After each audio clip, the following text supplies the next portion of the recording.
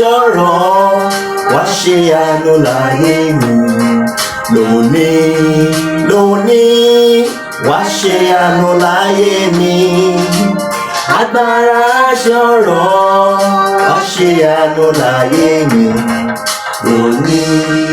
lónìí wá ṣe àánú láyé mi. Agbára ọ̀rọ̀ ńlá tó fi pé Lásárù jáde, agbára ọ̀rọ̀ ńlá tó fi ṣe tọmọ Ísírẹ́lì, pàṣẹ ọ̀rọ̀ sínú ayé mi kó fi dá mi láre.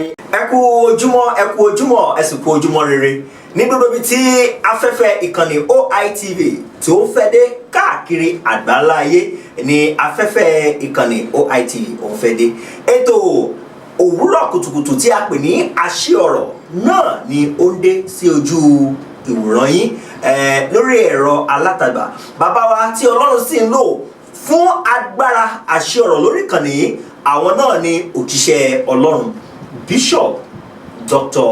Olúwẹ̀mímọ́ James Olúṣẹ́gun JP láti inú ìjọ ọ̀nà ìgbàlà of Church of Israel International aládùúrà. Bàbá wa tó wà lórí ìkànnì OITV lónìí. Bàbá wa ẹ mà tún kú ojúmọ́ ní o. Ẹ ṣé ẹ kú ojúmọ́ mo kí ẹ̀yin olùgbọ́ mi ní àkókò yìí. A dúpẹ́ lọ́wọ́ Ọlọ́run tó tún fún wa ní orí ọ̀fẹ́ yìí láti rí. A gbé Ọlọ́run ga nítorí pé ó ṣe ìlérí fún wa wípé àwa kì yóò kú bí kò ṣe yíyè ká lè máa ròyìn iṣẹ́ Ọlọ́run. A dúpẹ́ pé ó tún fi ààyè gbà wá, ògo ní forúkọ rẹ̀ lókè ọ̀run.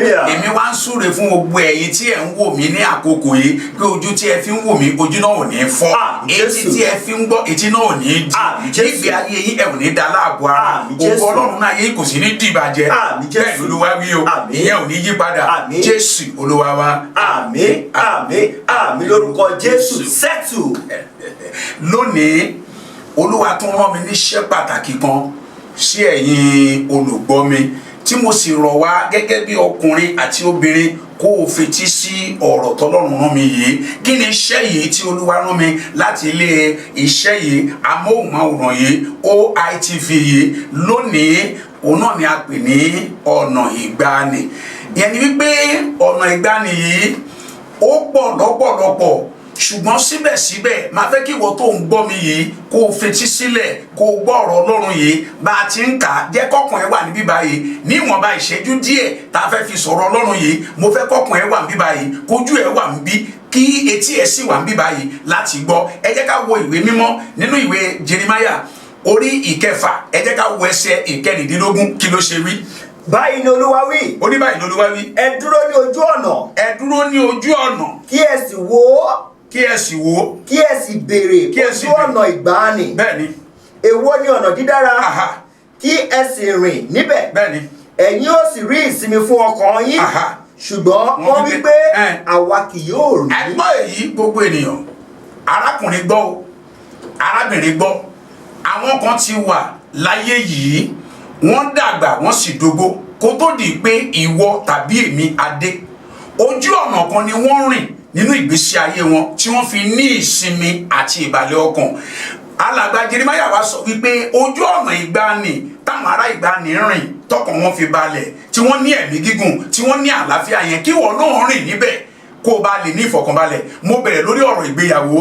Bí a bá wo ìgbéyàwó tó ń ṣẹlẹ̀ láyé àkókò yìí, ayé ìgbàanì àwọn ìyá ńlá wa bàbá ńlá wa ìgbéyàwó fún 40 ọdún 50 ọdún 60 ọdún wa. Ṣùgbọ́n ní ayé ìgbàanì bí àwọn oníyàwó bí wọ́n ṣe ń gúnra wọn, ọkọ ń gún ọkọ, ó ń gún ìyàwó ẹ̀ pa nínú ilé, ìyàwó ń gún ọkọ pa nínú ilé. Ní ayé àtijọ́ ọ̀nà ìgbàanì yẹn kò rí bẹ́ẹ̀ rárá o. Ní ayé àtijọ́ kan tó gbé ìgbésẹ̀ lótìtọ́, ohun tá à ń pè l'Amẹ́ríkà ó ti wà láyé àtijọ́ tipẹ́.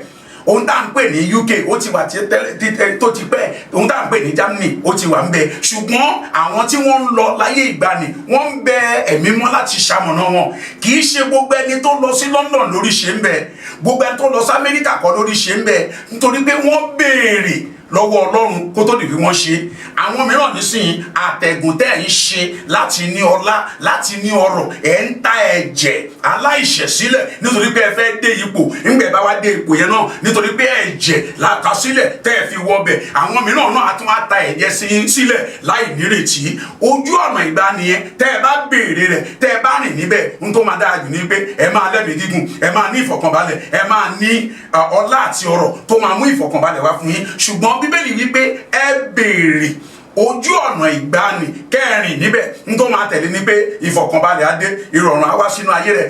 ẹ̀yin èèyàn wá dá Ọlọ́run lóhùn yìí pé àwa ò ní rìn níbẹ̀. bàbá wa ẹ ṣe fún àkórí ọ̀rọ̀ yẹn kí ni Bíbélì tọ́ka sí tí ó sọ pé àwọn ènìyàn sọ wípé àwọn ò ní rìn ní ọ̀nà ìsinmi ọ̀nà ìgbàlà. ìyẹn ni wípé ohun tá à ń sọ ni wípé ọ̀pọ̀lọpọ̀ nísìnyí lákòókò tá a wà yìí ń tẹ́ ẹ rò ní wípé ẹ pa ọmọ ẹnìkejì yín lẹ́kún kẹ́yìn lè ní ọlá àti ọrọ̀ tó sì jẹ́ wípé nígbà tí àwọn ará ìgbàanì tí wọ́n gùn lẹ́mìí tí wọ́n ń lo 90 tí wọ́n ń lo 100 ọdún wọn ò kánjú nítorí pé ìwà bí Ọlọ́run pẹ̀lú ìtẹ́lọ́rùn èrè ńlá ni wọ́n ní. ìgbà náà ni wọ́n sì ń tẹríba ọkọ ń tẹríba ó fẹ́ ìyàwó torí pé Bíbélì sọ fún mi ó ní ẹ̀yin aya ẹ máa tẹríba fún ọkọ yín ẹ̀yin ọkọ ẹ fi ìfẹ́ fẹ́ràn aya yín. kò sí ni nígbà tí eléyìí bá ti lè wà láàrin ọkọ pẹ̀lú ìyàwó báwọn ará ìgbàanì ti ṣe nìyẹn. tó ké mo rántí pé Sarah wọ́n ní kò pé Abrahamu ní Abrahamu mọ́ bí kò ṣe Olúwa mi. ìyẹn ló fà á pé títí dọjọ́ ogbó wọ́n jìjọ wà ní títí àkókò fi tó tọ́lọ́run pè wọ́n sókè ọ̀run. àwọn ayé ìgbàanì bí wọ́n ṣe ń rìn nìyẹn wọ́n ní ìbẹ̀rù wọn kì í ṣojú méjì. ẹ̀rí bẹ́ẹ̀ yẹn ó fún wọn ní ẹ̀mí gígùn ó fún wọn ní ìbùkún ó fún wọn ní ògo. ìyẹn ni wípé ọlá tí wọ́n ní nígbà náà ìfọ̀kànbalẹ̀ wà fún wọn ọrọ̀ tí wọ́n ní ìfọ̀kànbalẹ̀ wà fún wọn. kò sí nǹkan tó ń lé tí Ọlọ́run ò fi lé wọn lọ́wọ́ torí pé ayé ìgbàanì wọ́n béèrè ojú ọ̀nà ìgbàanì ìpè báwo làwọn ará ìgbàanì ti ṣe tí gbogbo wọn fi dára tí wọ́n gùn lẹ́mìí. tẹ́yìn náà bá wò ó láyé òde ìsìn ẹ̀yin tẹ́ ń gbóhùn mi àti rí pé ọjọ́ kúkúrú ti pọ̀ jù láyé ìsìn ìpàdé làwọn mìíràn fi ń gbé 50 ọdún 50 nísìnyí tàbádẹ máa fi tó 55 yìí sí ẹlòmíràn 45 35 ó ti lọ. kí ló fà á? ọ̀pọ̀lọpọ̀ ìgbésẹ̀ tí wọ́n ń gbé ló mú ìdánwò wá ọ̀pọ̀lọpọ̀ ìgbésẹ̀ tí wọ́n ń gbé ló mú wàhálà wá.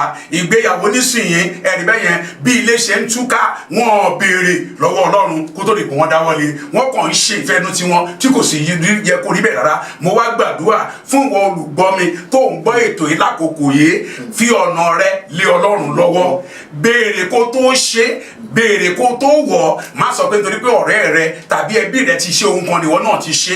béèrè ojú ọ̀nà ìgbàanì kó rìn níbẹ̀ wàá rí ìsinmi fún ọkàn rẹ bẹ́ẹ̀ l'Olúwa wí kò ní yí padà. Ọlọ́run alágbára ńlá agbẹ́yìnga tẹ́ ẹ tún fún wa lórí ọ̀fẹ́ yìí gbogbo ẹ̀yin tẹ́ ẹ gbọ́ ètò yìí agbára àtòrí ọ̀fẹ́ tẹ́ ẹ fi máa rìn ní ọ̀nà náà tọ̀nà yìí fi máa dára táyé yìí fi máa tòrò lórúkọ Jésù Ọlọ́run á mú yín rìn.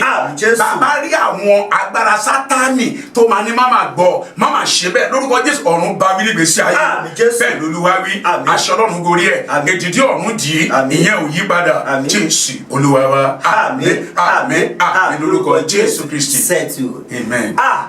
òun ni a ti gbọ́ yẹn ọ̀nà ìgbàanì. èso ọ̀nà ìgbàanì ní ìbẹ̀rù Ọlọ́run èso ọ̀nà ìgbàanì ní ìfẹ́ èso ọ̀nà ìgbàanì ní ìtẹ́lọ́rùn tó sì borí gbogbo tí ń fúnni ní ìsinmi tí sì ń fúnni ní ayọ̀ àti ẹ̀mí gígùn.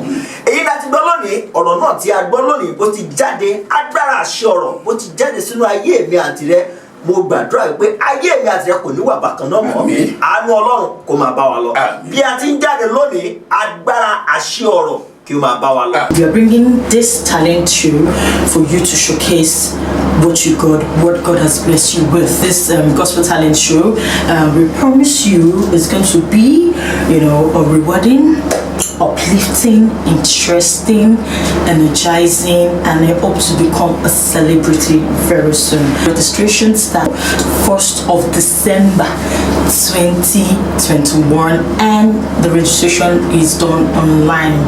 Just showcase. Tell us what you can do. If you can sing from your heart. If you can drum from your heart. If you can play the keyboard, do it from your heart. The flute, the trumpet, anything you can do. We just need you to do it under a minute, and you send it to the link. The link will be given to you below. below the TV screen. You'll see it there. There are a lot of prizes to be won. We have the first prize of 250,000 naira. We have the second prize of 150,000 naira, and we have the top prize of 100,000 naira. I hope to see you very soon, to see all your videos, and I wish you the best of luck. So always remember that your talent is a divine gift from God.